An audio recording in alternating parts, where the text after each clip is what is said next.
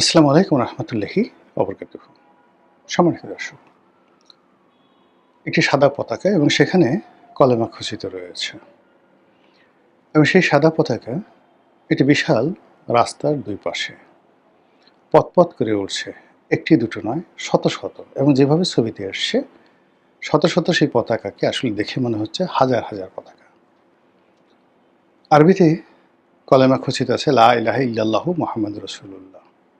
হয়তো আরও কিছু আছে যারা আরবি জানেন, তারা ভালো বলতে পারবেন। দূর থেকে আমি সেই পতাকাগুলো দেখেছি এবং প্রথমে দেখার পর আমার কাছে মনে হয়েছে এটা সম্ভবত এআই নির্মিত। কিন্তু দেশের মূল ধারার গণমাধ্যমগুলো আ যখন বলল যে না, এরকম একটা দৃশ্য আসলেই আছে বা তৈরি হয়েছে, সেটা হলো টেকনাফের একটি রাস্তায় কে বা কারা এই পতাকাগুলো টানিয়েছেন। এবং এই বিষয়টি এখন আন্তর্জাতিক মিডিয়াতে বলা হচ্ছে যে বাংলাদেশে আইএসের তৎপরতা আছে, জঙ্গি সংগঠনের তৎপরতা আছে এবং তারা এই ধরনের পতাকা প্রদর্শন করে এই গেল বাংলাদেশ এবং এই বর্তমান সরকার এদের খপ্পরে পড়েছে। ইউনূস সরকার যে কাজগুলো করেছে তার জমানাতে যে উগ্রবাদ চালু হয়েছে এবং সেই উগ্রবাদ তিনি নিয়ন্ত্রণ করতে না পারার কারণেই আমেরিকা তার উপর থেকে আশীর্বাদ সরিয়ে নিয়েছে। তো কাজেই বর্তমান সরকার যে ক্ষমতায় এসে সেই ইউনূস সরকারের জমানাতে যে উগ্রবাদ চালু হয়েছিল সেটা আরও ব্যাপক আকার ধারণ করেছে। এর কারণ হলো ইউনূস জমানাতে এরকম কোনো একটা রাস্তা কলেমা খচিত পতাকা দ্বারা সেই যাকে বলা হয় এইভাবে মানে সজ্জিত হয়নি। তো এটাকে পশ্চিমা মিডিয়া টেক ওভার করেছে, ইসরায়েল টেক ওভার করেছে, মোসাদ টেক ওভার করেছে এবং তারা বলার চেষ্টা করছে বাংলাদেশে হামাস আছে, হামাসের ট্রেনিং কেন্দ্র আছে, আরও অনেক কিছু অনেক কিছু। তো প্রথম দিকে এটা নিয়ে আমরা আসলে কেউ রাগ করিনি, গা করিনি, কথাও বলিনি, বিকজ বিষয়টি খুব সেন্সিটিভ। এ কারণ হলো যে এই যারা উগ্রবাদী এদের ধৈর্য একেবারে কম। এরা আপনাকে রকেটে দেবে, বোমা মেরে আপনাকে উড়িয়ে ফেলবে এবং এদের যে উগ্রতা, তারা মানে খুব জোরে সালোয়ার পরে আফগানদের মতো, আর হাঁটুর উপরে অন্ততপক্ষে আধ হাত জায়গা পায়ের নিচে ওই পাজামাটা উঠায় রাখে। তারপরে একটা কেডস পরে, মোজা ছাড়া। তো মোজা ছাড়া কেডস, তার উপর ধরেন একটা ঢোলা সালোয়ার পরছে যেখানে কেডস থেকে আধ হাত আপনি দেখতে পাচ্ছেন, অর্থাৎ 6 ইঞ্চি আপনি দেখতে পাচ্ছেন খালি। সুন্নতি লেবাস, মাথায় পাগড়ি, ঢিলা ঢালা পাজামা, তারপর শেষে সুন্নতি চেহারা এবং তার হুঙ্কার দিচ্ছে। তাদের শরীর ভালো দেখেই মনে হচ্ছে তারা ব্যায়াম করে এবং কুস্তি লড়ে এবং মারামারি করতে পারে এবং সেখানে তারা মোটর সাইকেলে করে এইভাবে 100, 150, 300 কালামা খচিত পতাকা নিয়ে ঢাকা শহরে ঘুরে বেড়াচ্ছে, বিভিন্ন রকম স্লোগান দেখাচ্ছে। আমরা ইন্টারনেটে দেখি, কিন্তু আমরা এটা নিয়ে কখনো কথা বলিনি বা বলতে পারি না। এর কারণ হলো they are very dangerous, they are very dangerous. এই কারণে এই মধ্যে এদের মধ্যে আবার বিভিন্ন গ্রুপ আছে, 1, 2, 3, 4, 5।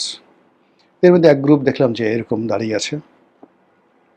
তো সে বলছে যে নবীর যে দুশ্মন, ওয়াল্লাহি, মানে আল্লাহর কসম, ওয়াল্লাহি, রবের, রবের মানে খানায় কাবার রবের কসম, আরবি শব্দ আছে না, খানায় কাবার রবের কসম, ওকে আমি খুন করে ছাড়বো। যেই কথাগুলো বলেছে, পারলে আমাকে কেউ কিছু করুক, এই বাংলাদেশে সেই হুঙ্কার দিচ্ছে। অর্থাৎ তারা হয়তো যে মতের অনুসারে সেই মতে তারা নবীকে মনে করে অনেক কিছু, আর তাদেরই মধ্যে অন্য গ্রুপ আছে যারা নবীর শানে বা মানে এদের মতো এইভাবে তারা কথাবার্তা বলে না। তারা নবীকে নিয়ে সাধারণ কথা বলে, যেমন জামাতের লোকজনই বলে যে তিনি একজন সাধারণ মানুষ আমাদেরই মতো, তার আর আমার মধ্যে ডিফারেন্স হলো আল্লাহ তাকে, তার উপর কোরআন নাজিল করেছেন, তার উপর ফেরেশতা পাঠিয়েছেন, এই পর্যন্তই, এতটুকু নবুয়ত দিয়েছেন। আদারওয়াইজ আকার আকৃতিতে, চাল চলনে, জীবনে, রসায়নে, প্রয়োজনে, ক্ষমতায়, দুর্বলতায় তিনি আমাদের মতোই মানুষ। এই কথা শুনে ওই পক্ষে বলে নাউজুবিল্লাহ মিন জালিক, এর ঈমান নাই, এরা কাফির হয়ে গেছে। আমার নবী সম্পর্কে এই ধরনের কথা বললো, এদেরকে জবাই করা, এদেরকে খুন করা আমাদের জন্য গুরুত্বপূর্ণ এবং আমি এটা করব।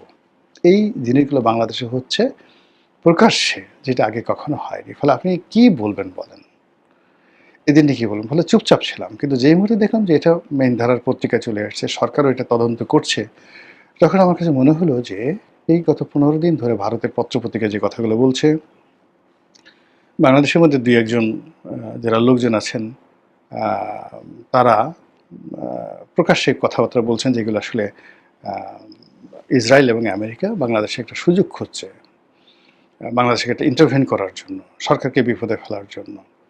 কাজে এই বিষয়গুলো অপতৎপরতা বন্ধ করতে হবে। এই কথাগুলো বাংলাদেশের ২-১ জন বলছে, খুব সাহসী মানুষ। আবার বাইরে থেকে যারা ইউটিউবিং করেন, কেউ আওয়ামী লীগের পক্ষে আছেন, কেউ বিপক্ষে আছেন, সবাই কিন্তু এই কথাগুলো বলছে যে এরকম একটা পরিস্থিতি তৈরি হয়ে গেছে। এবং সেই পরিস্থিতির প্রেক্ষিতে এখন সরকার আসলে কী সিদ্ধান্ত নিতে যাচ্ছে বা সরকার কি করবে? জঙ্গিবাদ সম্পর্কে বা উগ্রবাদ সম্পর্কে যদি এই বাংলাদেশে সবচেয়ে বেশি সাফারার কেউ থাকে, সেটি বিএনপি। অর্থাৎ ২০০১ থেকে ২০০৬ সনে ওই সময়টাতে আনসারুল্লাহ বাংলা টিম, ওই সময়টাতে বাংলা ভাই, ওই সময়টাতে শায়ক আব্দুর রহমান থেকে শুরু করে যে উগ্রবাদ তৈরি হয়েছিল কুষ্টিয়া, মেহেরপুর, রাজশাহী, যশোর, নাটোর, এই পুরো বেল্টগুলোতে, মানে সেখানে এসপি যান, ডিসি যান, মন্ত্রী হন, সবাইকে এই গ্রুপকে মানে ট্যাক্স না দিয়ে তারা চলতে পারত না। এরপরে তারা সেই যমুনা নদীর যে এই অঞ্চল, সিরাজগঞ্জ, জামালপুর, তারপরে সিরাজগঞ্জ জামালপুরের বাইরে গিয়ে কুড়িগ্রাম, নীলফামারী, ওই বিস্তৃত অঞ্চল সহ গাইবান্ধা, পদ্মার চরে, যমুনার চরে এবং পদ্মার চরে, এই যমুনা এবং পদ্মার চরকে কেন্দ্র করে তাদের একটা বিরাট নেটওয়ার্ক তারা গড়ে তুলেছিল। এবং সেই নেটওয়ার্কটা এতটা স্ট্রং ছিল যে ২০০৫ সনের আগস্ট মাসের ১৭ তারিখে ৬৪ জেলার ৬৪টি জজ আদালতে একসঙ্গে তারা বোমা হামলা চালিয়েছিল অ্যাট এ সেম টাইম। এবং সেখানে একজন জজ এজলাসে থাকা অবস্থায় বোমা হামলায় স্পট ডেথ, সঙ্গে সঙ্গে মারা যায়। এবং এই মর্মান্তিক ঘটনা যখন ঘটে তখন বেগম জিয়া চীন সফরে ছিলেন এবং তিনি তড়িঘড়ি করে এই চীন সফর থেকে ফিরে আসতে বাধ্য হন। এটা ছিল ২০০৫ সনের ঘটনা, আগস্ট মাসের ১৭ তারিখ। আবার ২০০৪ সনের ২১শে আগস্ট তারিখে আওয়ামী লীগের জনসভাতে যে গ্রেনেড হামলা হলো, সেই গ্রেনেড হামলার পেছনে এই গ্রুপটির সক্রিয় অংশগ্রহণ আছে, এটা ওপেন সিক্রেট। এখন তার পিছনে ওই সময় রাষ্ট্রীয় বাহিনী থাকুক, বিদেশি গোয়েন্দা সংস্থা থাকুক বা অন্য কোনো রাজনৈতিক পক্ষ থাকুক, সেটা সেকেন্ডারি, কিন্তু কাজটা যারা ঘটিয়েছে তারা সরাসরি এই গ্রুপের। এখন সেই গ্রুপটি শেখ হাসিনার জমানাতে ১৭ বছর ধরে বিভিন্নভাবে সর্বশক্তি নিয়োগ করে আমেরিকা সাহায্য করেছে, FBI সাহায্য করেছে, পেন্টাগন সাহায্য করেছে, সাহায্য করেছে, পুলিশের একটা কাউন্টার টেররিজম সেই ডিপার্টমেন্ট হয়েছে। সব মিলিয়ে বহু অন্যায় হয়েছে, বহু জুলুম হয়েছে, অনেক নিরীহ মানুষ যাকে বলা হয় সাফারার হয়েছেন। কিন্তু তার সঙ্গে সঙ্গে এই জঙ্গিবাদের যে গ্রুপটি ছিল, সেই গ্রুপটি যাদের কারণে মূলত বিএনপির পতন হয়। আদারওয়াইজ ধরেন বিচারপতি KM হাসানের বয়স বাড়ানো, তত্ত্বাবধায়ক সরকারের প্রধান হিসেবে তাকে নিয়োগ দেওয়া করানো, এটা কোনো অভিযোগই না। এবং বাংলাদেশের সুপ্রিম কোর্টের ইতিহাসে মানে উনি যদি বিএনপির একটা জিনিস হলে কি শুনেন, বিবেক এমন একটা ব্যাপার, আপনি বিবেকবান মানুষকে নিজের ছেলে হোক, সন্তান হোক, স্ত্রী হোক, স্বামী হোক, সে যদি বিবেকহীন হয়, সে আপনার জন্য যতটা না নিরাপদ, তার চেয়ে ১০০০ গুণ নিরাপদ আপনার শত্রু, একেবারে ঘোরতর শত্রু, যার সাথে আপনার সবচেয়ে বিরোধ, সে যদি শিক্ষিত, মার্জিত, বিবেকবান হন, তার কাছে আপনি নিরাপদ। বিপদে গেলে আপনি আপনার শত্রুর ঘরে নিরাপদ হবেন, কিন্তু অন্য সময়, সুখের সময় আপনার নিজের সন্তান আপনাকে গলা টিপে মেরে ফেলবে যদি সে বিবেকহীন হয়ে পড়ে। তো যে বিবেক আছে, সে যে দলই করুক না কেন, যেখানেই থাকুক না কেন, তার কাছে আপনি অনেক আশা করতে পারেন। KM হাসান ছিলেন একজন মার্জিত ভদ্রলোক, বিবেকবান এবং ওয়ান অফ দ্য ফাইনেস্ট জাজ বা justice ever we have seen in the judiciary. আমাদের এই জুডিশিয়ারিতে স্বাধীন বাংলাদেশে KM হাসানের মতো খুব অল্প লোক আছিলেন এত জানাশোনা, ভদ্র, নম্র এবং বিবেকবান।